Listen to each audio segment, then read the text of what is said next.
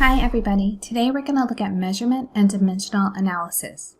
Most of the time we're going to look at word problems and talk about things that happen in the real world so we can see how we convert between units to get a better idea of what we're looking at. Let's start with this. Which one's faster? I have an 80 kilometer per hour sign and I have a 65 mile an hour sign. And the problem here is they're not both in the same unit, so it's kind of hard to tell which one's faster. So what we're going to do is we're going to change the kilometers over into miles per hour so that we can really compare. So we need to know one thing first, and that is that there are 1.61 kilometers in 1 mile. So we're going to take our 80 kilometers per hour and we're going to multiply by 1 mile divided by 1.61 kilometers. So as we've talked about before, when we're multiplying, we want to make sure that we can cancel out the unit we want to get rid of. So we want to get rid of kilometers. We make sure we put in the denominator. So kilometer cancels kilometer.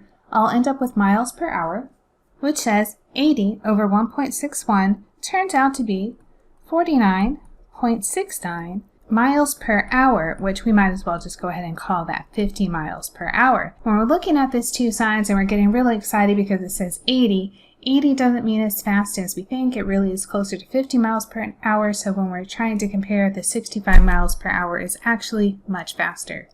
Let's do another comparison, and on a particular day that I looked up the prices, I found in Mexico that gas was selling for $1.06 per liter, so I converted from pesos to dollars already. We don't have to do that. In Las Vegas, the gas price was $2.85 per gallon. And we want to know which is cheaper. When are we getting a better deal? So what we need to do is put these in the same unit. So the unit I want to use is gallons. I want to put in what we're used to. I need to start with knowing 1 liter is equal to 0.26 gallons. And so we're going to say 1.06, and this was dollars per liter. And I'm trying to cancel out the liter. Now see, this liter was on the bottom, so I need it to be on the top now. So we're going to say 1 liter, and this is going to be 0.26 gallons on the bottom, and I want the gallons still to be in the denominator. So liters cancels liters. I'm going to end up with gallons. 1.06 divided by 0.26 says this is $4, and I'm going to round it to 8 cents per gallon. Now we can see that $1.06 per liter in Mexico is much more expensive than the $2.85 per gallon in Las Vegas. Same kind of thing. We're going to continue with this comparison, and I have kilograms versus pounds. So I have these weights just to say, hey, this is what I'm thinking is, what if we walk into a gym in another country and it's not in pounds and you go to grab a 20, is that 20 going to be heavier or lighter than what you're used to picking up? So we need to have some conversion. The conversion I have is 0.45 kilograms is equal to 1 pound. So let's figure out how much 20 kilograms weighs. So we're going to write 20 kilograms, and I'm going to make a unit conversion. Now the kilograms needs to go in the denominator, that way it'll cancel. So there's 0.45, and the pounds go on top. Cancel, cancel. 20 kilograms is 44.44 pounds. So if you walk into a gym that uses the metric system, and if you're used to lifting a 20-pound dumbbell and you go to grab a 20-kilogram dumbbell, you're going to be really surprised at how heavy it is. Now let's see how many pints of ice cream there are in a gallon container. To help us out, I went ahead and put the conversion up here. And it says when we're looking at going to gallons, we really have a conversion to quarts. So if we want to get to pints, we're going to have to go from gallons to quarts and from quarts to pints. So let's start with our 1 gallon. And then we want to cancel the gallon, so 1 gallon, and we put our 4 quarts on top. So that way our gallon's gone. But now we have quarts and we really want to have pints. So I'm looking at the 2 pints as 1 quart, and I put 1 quart in the denominator. And that gives me 2 pints in the numerator. So now the quart cancels, and my answer will be in pints. So I have 4 times 2, which is 8 pints. So I have 8 pints of ice cream in a gallon container. So I'm sticking with gallons, but this time I said, how many cups of water are in a 5-gallon jug? One more time to help us out, I put up the conversion. So this time, when I'm looking, I have to go gallons to quarts, quarts to pints, and then pints to cups. So a lot of things to do to get there. So let's start writing down our 5 gallons. And then we say there are 4 quarts to 1 gallon. And then 2 pints to 1 quart. And then we say 2 cups to 1 pint. So watch, my pint cancels, the quart cancels, the gallon cancels. My final answer is in cups, so I have 5 times 4 times 2 times 2, which says this is 80 cups of water in a 5-gallon jug. Next we have a schoolyard, measures 45 feet by 60 feet. How much will it cost to fence in the schoolyard if the fence costs $85 per yard? A couple things happening here. Number one, we're going to have to figure out the perimeter of the schoolyard so we know how much fence we need. And number two, our price is given in yards, so we're going to have to convert from feet to yards. Start with drawing a little picture. Start by drawing a little picture that just represents our schoolyard so we can figure out how many feet of fence we're going to need. And we are not paying attention to any gates or anything. We're just keeping this really simple. So I could do the perimeter is 2 times 45 plus 2 times 60. This would be 90 plus 120, which gives me a total of 210 feet. Watch that our price was given in yards, so we need to change this 210 feet over to yards. So we say, well, what do we know? We know there are 3 feet in 1 yard. The feet will cancel, and I find out that I have 70 yards. Now I have my 70 yards, and it's $85 per yard, so I need to take that 70 times 85, which gives me $5,950 for the fence. A marathon is 26.2 miles. How many kilometers are in a marathon? So what I need is there are 1.61 kilometers in 1 mile. We're going to take the 26.2 miles and we're going to multiply it by 1.61 kilometers in 1 mile. So you want to make sure the mile is canceling and we're getting out the kilometer as our answer. When we multiply 26.2 by 1.61, this is 42.182 kilometers. So our next 2 problems are about the Olympics, and I will tell you ahead of time I did not watch them.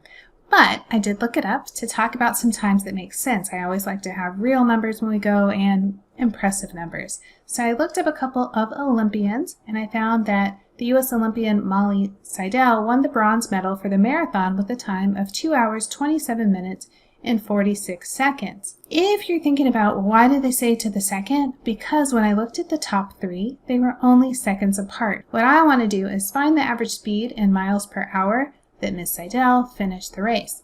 A couple things we need to do to get there is convert everything over to hours. That way we don't have this 2:27:46 and we can't just put decimals in between. Let's start with the 46 seconds and let's just change that over to minutes and then we'll get from the minutes to the hours.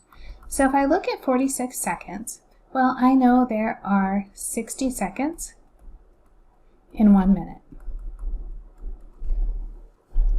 And we're going to call that 0.77, and this is minutes. Then I can say I have 27.77 minutes. So I'm taking this 0.77 minutes I just got from the 46 seconds, I'm attaching it to the 27 minutes we had from her time, and I'm going to find that in hours. So we know there are 60 minutes in 1 hour. So this is 0.46. We're going to call it 3. I had 2833, but I'm not trying to make it too long. Okay, so now this is hours. So we took our seconds, made it minutes. We took our minutes, made it hours, and then we have the 2 hours we already knew.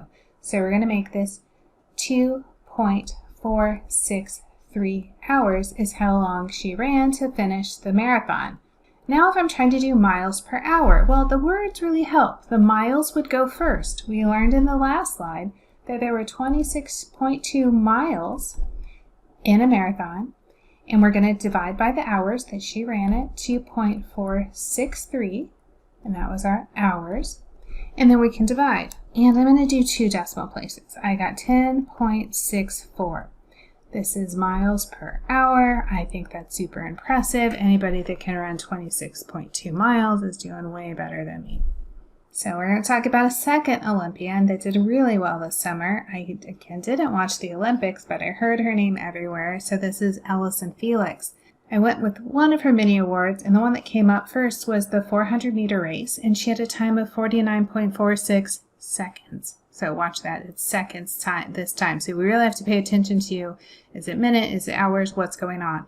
And I said, let's also look at how fast she's running.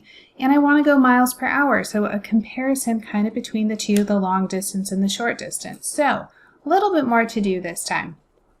First off, I don't have the length in miles, so I'm going to have to do that change. And then I also have this 49.46 seconds. So let's start with our 49.46. This was seconds. And remember what we're going to do. We're going to change that to hours. So I say there's 60 seconds in 1 minute.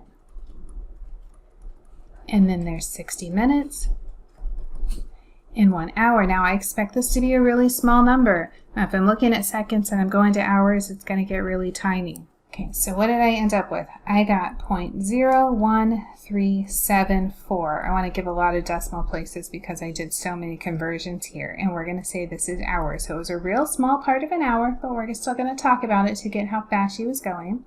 So first we have the time, so that'll be our denominator. Now I need to work on the numerator, which will be miles. Well, I started in meters, so I have 400 meters.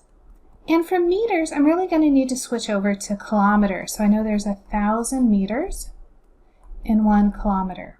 And then way back at the beginning, we said that there are 1.61 kilometers in 1 mile.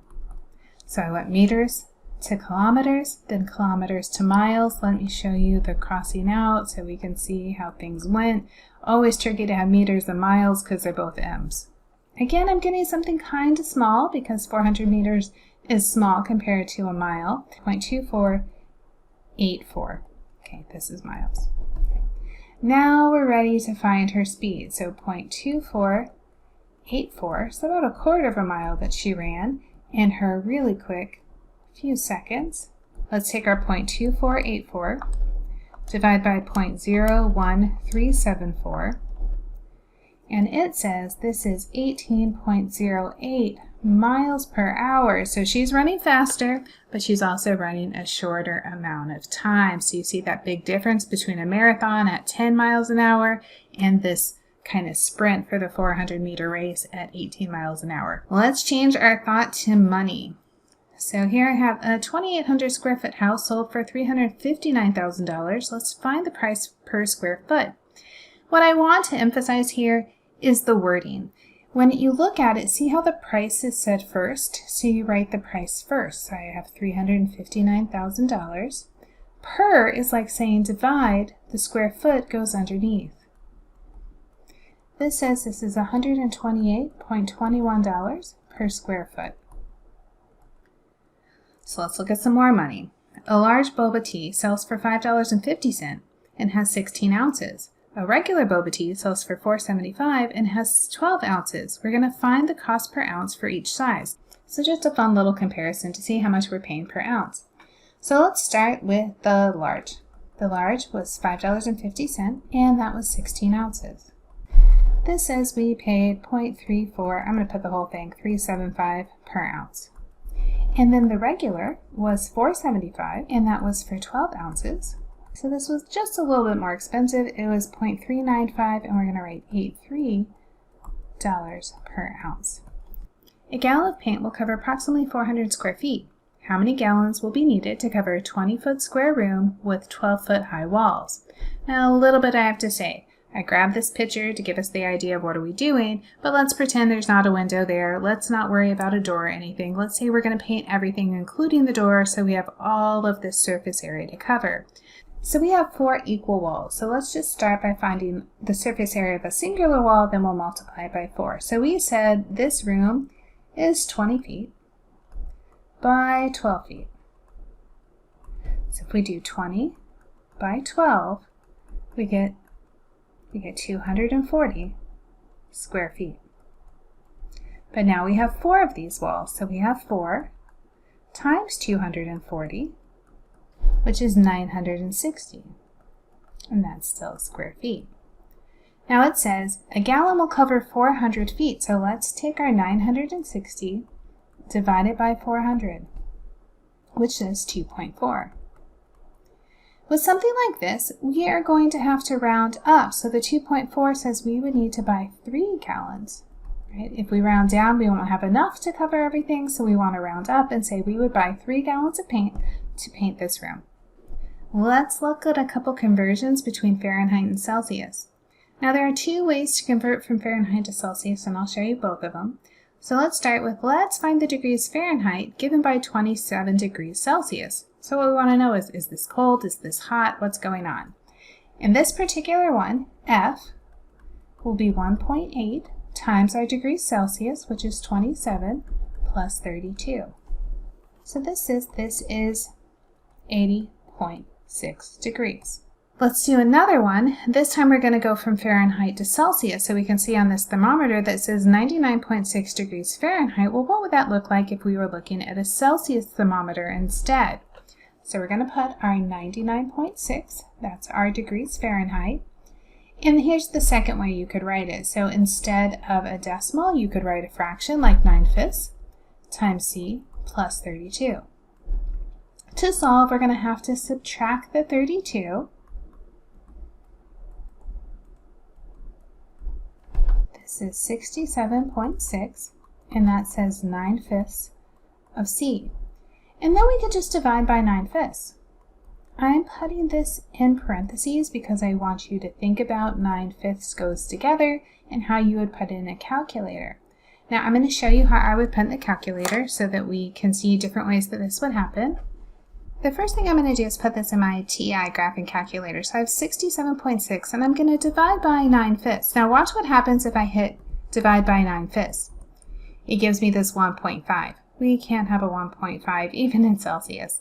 So what we need to think instead is we need to put it exactly the way we wrote it, which would be parentheses 9 divided by 5.